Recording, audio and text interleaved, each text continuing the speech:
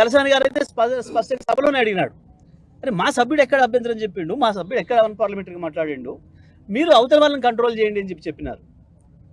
దురదృష్టవశాత్తు స్పీకర్ గారు వాళ్ళని అనలేక మమ్మల్ని అనే పరిస్థితికి వచ్చినాడు. నేను మాట్లాడడం ప్రారంభించగానే అవతల నుంచి వెళ్ళి కోతుల్లాగా గొంతులు ఇప్పి అరపడం మొదలుపెట్టినారు. నేను స్పీకర్ గారికి పదే పదే విజ్ఞప్తి చేసిన, స్పీకర్ గారు దయచేసి మీరు వాళ్ళని కంట్రోల్ చేయండి, నాకు మాట్లాడే అవకాశం ఇవ్వండి, మీకు అధికారం ఉంది, వాళ్ళని కూర్చోబెట్టండి అని చెప్పి నేను రిక్వెస్ట్ చేసిన.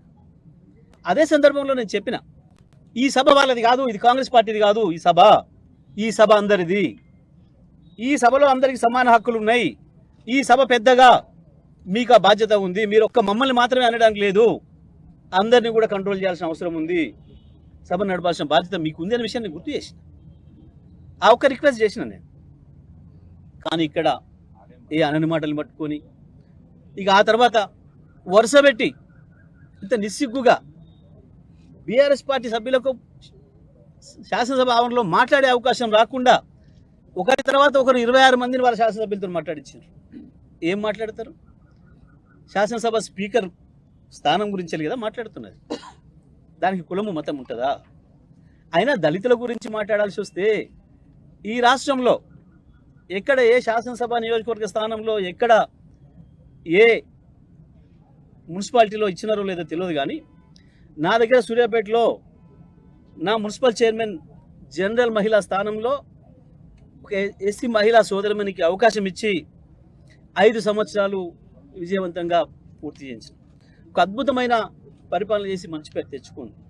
మధ్యలో 4 సంవత్సరాలు జరిగిన తర్వాత ఇదే కాంగ్రెస్ పార్టీ కుట్ర చేసి ద్రోహపూరితంగా ఆమెను దించేసే ప్రయత్నం చేస్తే, ఆమె పదవిని తీసేసే ప్రయత్నం చేస్తే అడ్డుకొని కొట్లాడి ఒంటరిగా మళ్ళీ ఆమె నిలబెట్టుకొని ఆమె పదవిని కొనసాగేటట్లుగా ప్రయత్నం చేసి 5 సంవత్సరాలు పూర్తి చేయించింది.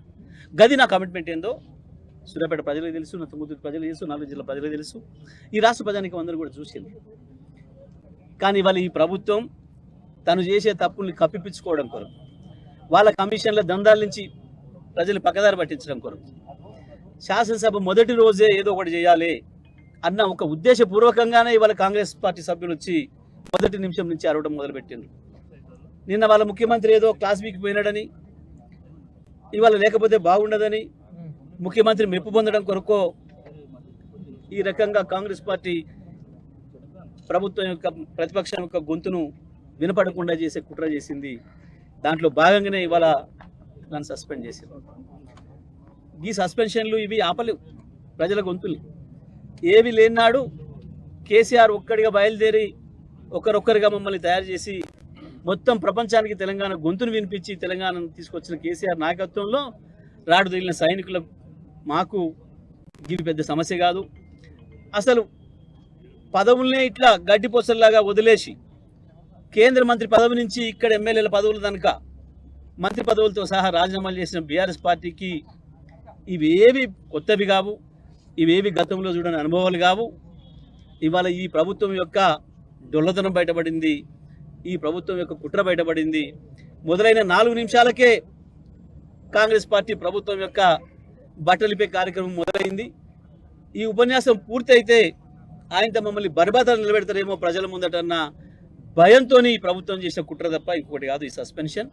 తప్పకుండా దీన్ని ప్రజల్లో ఎండగడతాం.